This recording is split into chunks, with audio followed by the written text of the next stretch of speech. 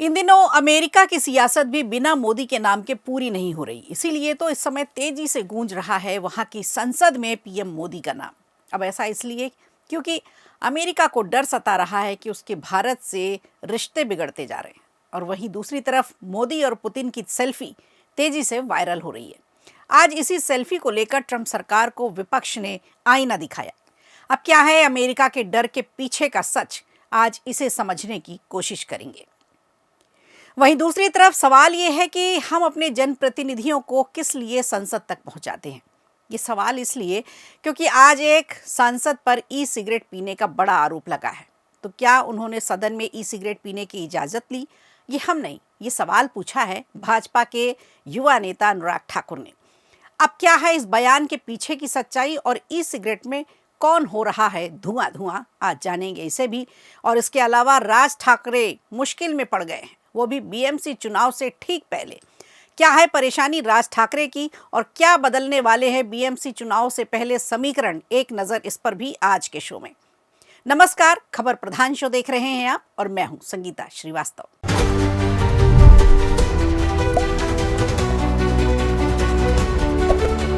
भारत रूस की दोस्ती की तस्वीरें सिर्फ सोशल मीडिया पर नहीं हैं, बल्कि अमेरिका की राजनीति में भी हलचल मचा रही हैं।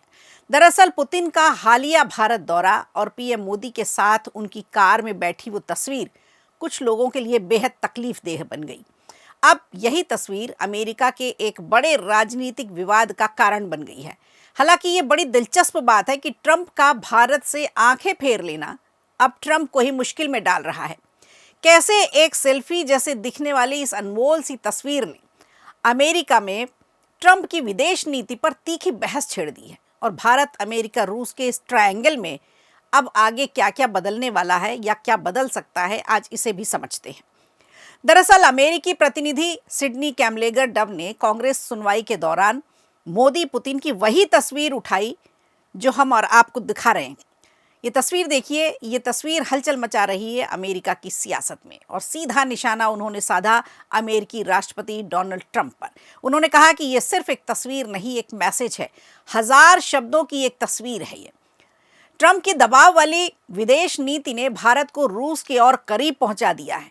डव ने ट्रंप प्रशासन पर आरोप लगाया कि उसने भारत पर लगातार टैरिफ का प्रेशर बनाया और अब तक की जो साझेदारी थी उसको खासा नुकसान भी पहुंचाया, और ये नुकसान अब स्पष्ट रूप से नजर आ रहा है। उनके शब्द थे कि दबाव डालकर साझेदारी करना महंगा सौदा हुआ, और ये तस्वीर उसका सबसे बड़ा सबूत है।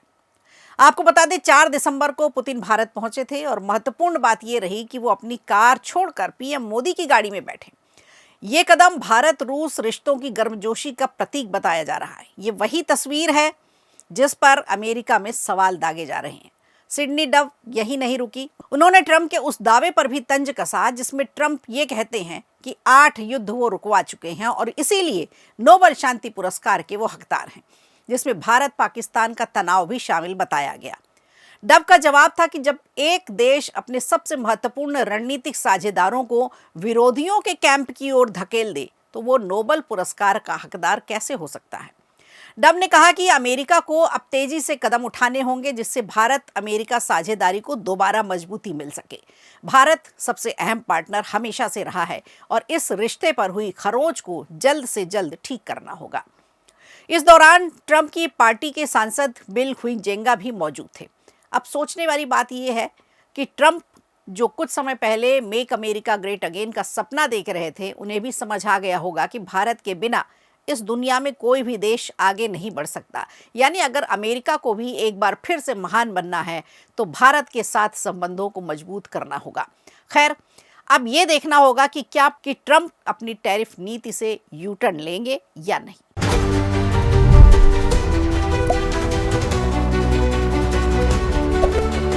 और इधर लोकसभा के विंटर सीजन में भी एक ऐसी तस्वीर सामने आई है जो ये सोचने को मजबूर करती है कि क्या हमने इसीलिए जनप्रतिनिधि चुनकर भेजे थे। सदन के भीतर आज एक ऐसा मामला उठा जिसने पूरे सदन में ही नहीं बल्कि पूरे देश में हंगामा कर दिया।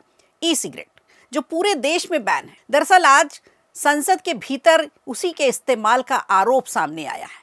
भाजपा नेता अनुराग ठाकुर ने दावा किया है कि टीएमसी के एक सांसद सदन में ई सिगरेट पीते पकड़े गए। इस आरोप ने माहौल को गरमा दिया और ई सिगरेट एक बार फिर चर्चा में आ गई। हालांकि सोशल मीडिया पर एक पोस्ट दावा कर रही है कि वो सांसद कोई और नहीं बल्कि टीएमसी की मुखर सांसद महुआ मोइत्रा है, लेकिन खबर प्रधान इसकी पुष्टि नहीं करता। दरअसल प्रश्नकाल के दौरान अनुराग ठाकुर ने अचानक स्पीकर से सवाल कर दिया। उन्होंने कहा कि जब पूरे देश में ई सिगरेट बैन है, प्रतिबंधित है, तो क्या लोकसभा में इसकी अनुमति दी गई है? स्पीकर ओम बिरला ने साफ कहा कि बिल्कुल नहीं, किसी को भी इसकी अनुमति नहीं है। इसके बाद ठाकुर ने आरोप लगाया कि कुछ टीएमसी सांसद सदन में ई सिगरेट पी रहे थे। नाम नहीं लिया उन्होंने, लेकिन हंगामा इतना बढ़ गया कि स्पीकर को बार बार सदन को शांत करने की अपील करनी पड़ी। स्पीकर ने कहा कि नियम सभी सांसदों पर समान रूप से लागू होते हैं और यदि इस मामले में कोई औपचारिक शिकायत आती है तो कार्रवाई निश्चित रूप से की जाएगी। उन्होंने सभी सदस्यों को सलाह दी कि सदन की मर्यादा और शिष्टाचार को बनाए रखें, क्योंकि वही लोकतंत्र की असल पहचान है। अब सवाल उठता है कि भारत में ई सिगरेट पर प्रतिबंध क्यों है? दरअसल साल 2019 में भारत सरकार ने ई सिगरेट, इसके निर्माण पर, इसकी बिक्री पर, इसके वितरण पर और यहाँ तक कि इसके विज्ञापन पर भी पूरी तरह से प्रतिबंध लगा दिया था। वित्त मंत्री निर्मला सीतारमण ने संसद में कहा था कि ई सिगरेट नई पीढ़ी को गुमराह कर रही है और ये उतनी ही खतरनाक है जितनी कि सामान्य सिगरेट। आपको बता दें, आईसीएमआर ने 2019 में एक व्हाइट पेपर जारी करके चेतावनी दी थी कि ई सिगरेट में मौजूद निकोटिन और कई केमिकल्स ऐसे हैं जो गंभीर स्वास्थ्य जोखिम पैदा करते हैं। भारत में ई सिगरेट का सेवन करना आज भी अपराध है। पहली बार पकड़े जाने पर इसमें 1 साल की जेल की सजा है और 1 लाख का जुर्माना भी है, या फिर दोनों हो सकता है। और दूसरी बार अगर आप पकड़े गए तो सजा और भी ज्यादा कड़ी होगी, जिसके लिए 3 साल तक की जेल और 5 लाख का जुर्माना रखा गया है। इसमें ई हुक्का भी शामिल है। इसीलिए संसद में इसके इस्तेमाल का जो आरोप लगा है वो अपने आप में बेहद गंभीर मसला है, वो भी सांसद के लिए। विपक्ष और सत्ता पक्ष दोनों की ओर से प्रतिक्रियाएं आई। कुछ सांसदों ने कहा यह मामला तुरंत जांच का विषय होना चाहिए। वहीं टीएमसी की ओर से आरोप को बेबुनियाद बताया गया। स्पीकर ने जोर देकर कहा कि अगर किसी सांसद की ओर से लिखित शिकायत आती है तो जांच शुरू कर दी जाएगी।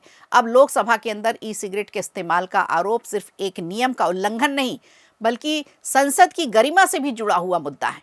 जांच होगी या नहीं, और होगी तो कब होगी, और आरोप कितना सच है ये आने वाले दिनों में ही साफ हो पाएगा। लेकिन इतना तो कहना पड़ेगा कि वाह रे सांसद महोदय, क्या हमने आपको सिगरेट पीने ही संसद भेजा था?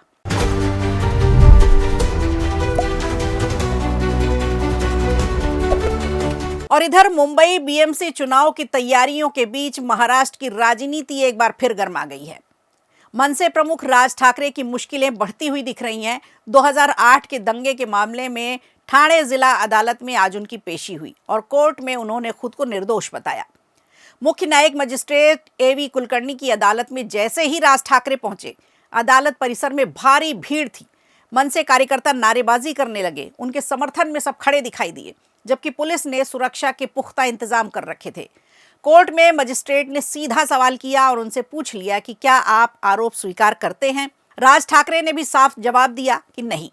उनके वकील राजेंद्र शिरोडकर ने बताया कि अदालत ने मामले की अगली सुनवाई 16 दिसंबर तय की है। आपको बता दें, ये पेशी ऐसे समय में हुई है जब राज ठाकरे और उद्धव ठाकरे एक साथ गठबंधन में बीएमसी चुनाव लड़ने की दिशा में आगे बढ़ चुके हैं। सियासी तौर पर यह मामला बेहद अहम माना जा रहा है, क्योंकि चुनाव की घोषणा से ठीक पहले ये केस फिर सुर्खियों में आ गया है। चलिए अब बात करते हैं उस केस की जिसमें राज ठाकरे और मनसे कार्यकर्ताओं पर आरोप तय हुए हैं। दरअसल साल 2008 की ये बात है। बिहार और उत्तर प्रदेश से रेलवे भर्ती बोर्ड की परीक्षा देने कुछ छात्र आए थे। ठाणे, कल्याण और मुंबई के अलग अलग इलाकों में इन पर हमला किया गया। इन घटनाओं में दंगा, तोड़फोड़, पुलिसकर्मियों पर हमले जैसे संगीन आरोप लगे। राज ठाकरे और उनकी पार्टी के कार्यकर्ताओं के खिलाफ कुल 54 मामले दर्ज किए गए थे। तब उन्हें 1 लाख के मुचलके पर रिहा कर दिया गया था। बॉम्बे हाईकोर्ट के निर्देश पर उन्होंने जून 2009 में अग्रिम जमानत रद्द होने के बाद अदालत में आत्मसमर्पण किया था। हालांकि हाईकोर्ट ने कहा था कि पुलिस हिरासत में पूछताछ की जरूरत नहीं, लेकिन निचली अदालत की अग्रिम जमानत स्वतः निरर्थक हो गई थी। अब 16 दिसंबर की सुनवाई पर सबकी नजरें टिकी हुई हैं। तो क्या राज ठाकरे को इससे राजनीतिक नुकसान होगा? बीएमसी के चुनाव होने वाले हैं। क्या चुनाव से पहले ये मामला मोड़ लेगा या फिर राज ठाकरे को इसमें कुछ पॉलिटिकल बेनिफिट्स मिल सकते हैं? क्योंकि ऐसा हो सकता है कि राज ठाकरे और विपक्ष दोनों इसे मुद्दा बनाने की कोशिश करें और अपने पक्ष में इसे भुनाने की कोशिश करें और बाद में भाजपा और सिस्टम पर आरोप लगा दिया जाए। खैर 16 दिसंबर को ही ये तय हो पाएगा कि सजा किसको मिल रही है और कौन बरी हो रहा है। अब क्या होगा ये तो देखने वाली बात होगी। तो खबर प्रधान में आज के लिए इतना ही। दीजिए इजाजत। नमस्कार। वीडियो अच्छा लगा हो तो लाइक कीजिए, शेयर कीजिए और कमेंट बॉक्स में हमें जरूर बताइए।